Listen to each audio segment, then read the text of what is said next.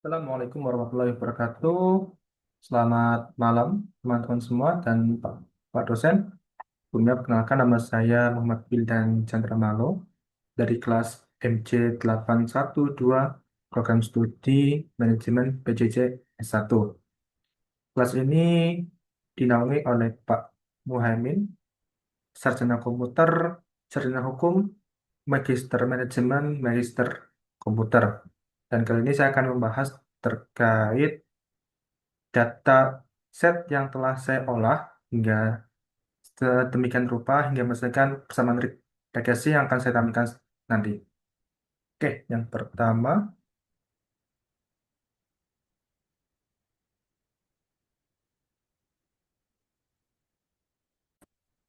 di sini telah saya buat dalam Google Colab. Nah, ini saya dapatkan datanya dari Live Expectancy WHO dari Google.com.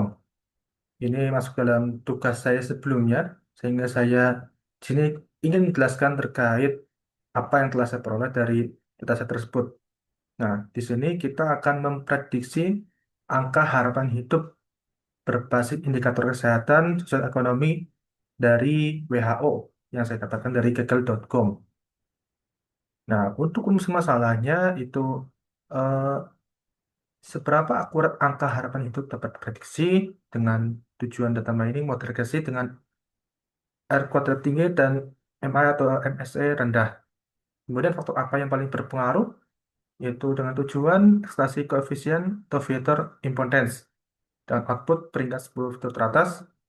Kemudian yang ketiga, apa faktor berbeda antara negara maju dan berkembang, yaitu dengan analisis komunikasi berdasarkan kolom status dengan output perbandingan modul per segmen. Kemudian yang keempat, berapa pertama kenaikan satu satuan, suatu indikator dengan interpretasi koefisien regresi linear, dan nanti akan saya bandingkan juga dengan beberapa persamaan regresi lainnya dengan output tabel efek marginal tahun persatuan dan negara mana yang layak berdasarkan dengan tujuan analisis resiko negatif terbesar dan output daftar negara underperforming. Ya, di sini saya menggunakan bantuan Google Gemini dalam menghasilkan code yang saya dapatkan. Nah, kita di sini ada hipotesis dengan R kuadrat test dengan target di atas 0,85 itu berarti lulus dengan contoh 0,93 berarti dia lulus. Kemudian untuk kesalahan atau outliernya apabila di bawah kesalahannya errornya di bawah 2,5 maka dia akan lulus. Dan apabila outliernya di bawah 3,5 dengan misal contoh 2,4 maka dia lulus. Kemudian kita lanjutkan dengan visualisasi terkait dataset ini. Nah, ini juga saya menggunakan dari Gemini untuk membantu saya membuatkan kode dari tampilan yang eh, ada. Ini contohnya ada beberapa baris, kemudian ini visualisasinya. Nah, di sini kita dapat lihat dari tabel bar ini. Yang pertama itu untuk eh, angka harapan hidup yang ada itu sekitar di angka 70 hingga 80 tahun. Nah, kemudian yang kedua ini jumlah datanya untuk negara berkembang itu lebih banyak dibanding negara maju.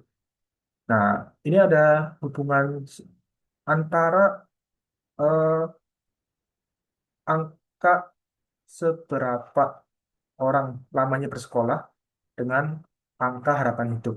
Jadi di sini dilihat bahwa yang biru-biru ini adalah negara berkembang, sedangkan yang kuning ini adalah negara maju. Bisa kita lihat semakin lama seorang untuk bersekolah, ya, schooling, itu semakin tinggi angka usia harapan hidup. Dan yang terakhir, di sini juga korelasi fitur utama dengan angka yang paling tinggi dengan angka harapan hidup, koefisien adalah dengan angka schooling di sini. Gitu. Dan yang paling kecil yaitu untuk korelasi negatifnya yaitu output mortality atau angka kematian orang dewasa. Ya, bisa lihat di sini yang paling schooling, kemudian yang mengurangi itu atau mortality. Oke, lanjut. Tentu di sini eh, terdapat data missing itu dengan hasil,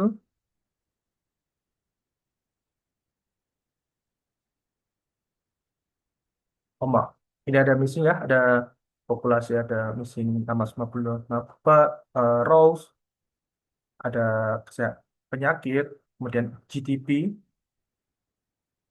alkohol, schooling, bahkan tadi ada yang missing juga, dan seterusnya. Ini jadi dataset ini masih belum sempurna, jadi nanti kita akan olah supaya nanti datanya bisa tidak ada data missing lagi atau outlier lagi. Nah, kemudian yang kedua, ini ada format tak konsisten, yaitu evaluasi kolom country, ada spasi ekstra di awal dan akhir string. Menyalurnya ada Afghanistan, Albania, dan seterusnya. Ini dia eh, tak konsisten formatnya. Kemudian yang status ini ada spasi antara yang developing dan develop, sehingga formatnya tak konsisten. Yang terakhir ada outlier. Ini ada HIV/AIDS, ini ada jumlah dan sekian dengan dan batasannya sekian. Jadi yang melebihi nilai ini itu outlier begitu. Kemudian ada miscellaneous, under five deaths, percentage exponent GDP, kemudian ke bawah sampai alkohol. Jadi alkohol ini tidak ada outliernya. Jadi ada beberapa yang contohnya schooling juga masih ada outliernya. Nah, setelah kita dapatkan dataset tadi, kita kemudian bersihkan dulu. Ya, sini juga saya menggunakan Google Gemini untuk membantu saya membuatkan code untuk membersihkan data outlier tadi, data missing tadi, supaya dia bersih, tidak ada lagi missing value. Nah, ini ada code-nya, saya copy dari Google Gemini, dan ini hasilnya dengan total missing value yaitu 0.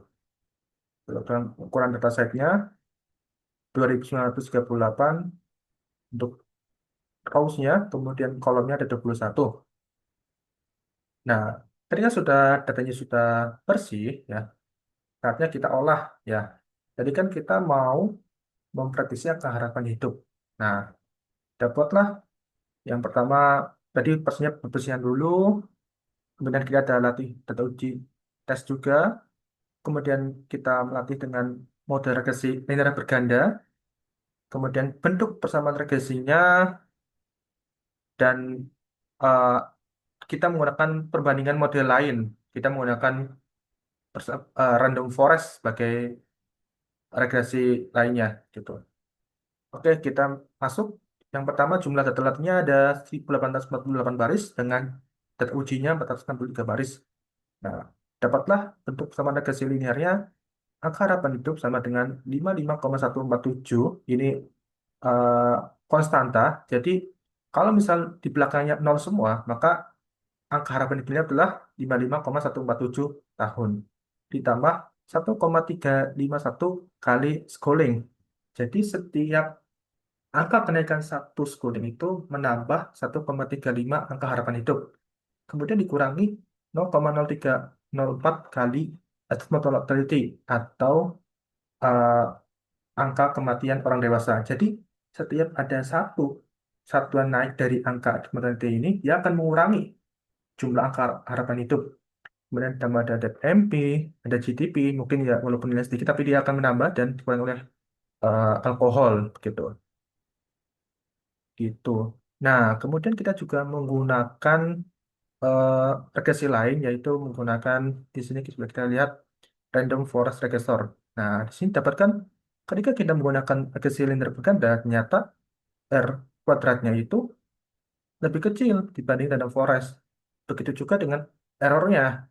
Kalau kita menggunakan regresi linear berganda, dia nilai lebih tinggi dibanding random forest. Kita kan tahu tadi, semakin kecil errornya pasti semakin baik. Tadi di sini juga menggunakan oleh random forest. Dan terakhir untuk outlier juga di sini nilainya tinggi dibanding random forest. Jadi eh, untuk regresi yang paling bagus yang kita gunakan itu menggunakan random forest regressor dibandingkan regresi linear berganda. Tapi apabila kita menggunakan regresi linear, ya, bukan yang berganda, maka eh, persamaan regresinya akan berubah, yaitu menjadi yang sebelumnya dia ada banyak, ada schooling, ada mortality, ada BMI, GDP, alkohol. Nah, kalau kita hanya linear satu koefisiennya, maka variabelnya itu cukup angka harapannya sama dengan 44,1089 ditambah 2,1035 kali eh, angka schoolingnya gitu. Di di sini X-nya itu schooling, kemudian Y-nya itu life ekspektansi atau angka harapan hidup gitu. Jadi bisa kita dapatkan bahwa untuk persamaan regresi linear untuk angka harapan hidup ini dapatlah 44,1008 plus dalam kurung 2 kali 1035 kali schooling. Nah, kita coba deh.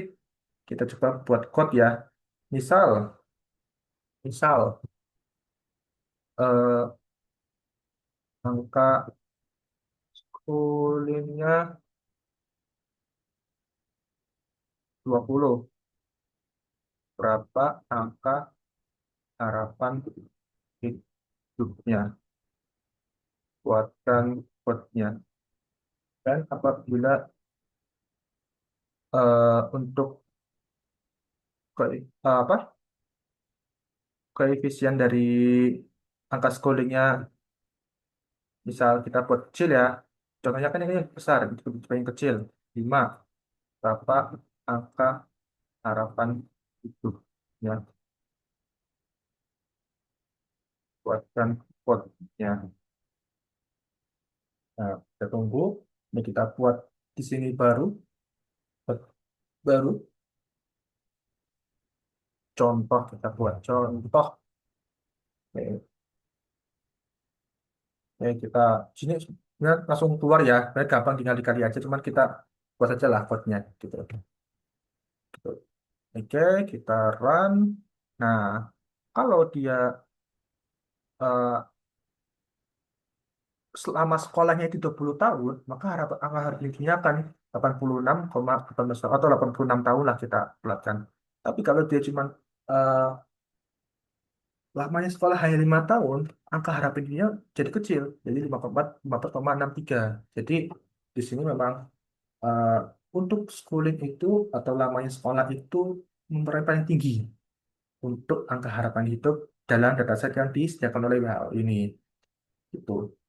Nah, dan kalau lebih demikian dari saya, jadi kita bisa kita simpulkan bahwa eh, untuk dataset yang telah didapatkan ini dengan data yang telah dipahami, kemudian diidentifikasi, kemudian kita bersihkan dan dapatlah bersama analisis bahwa dari angka harapan hidup yang paling tinggi adalah lamanya orang sekolah gitu.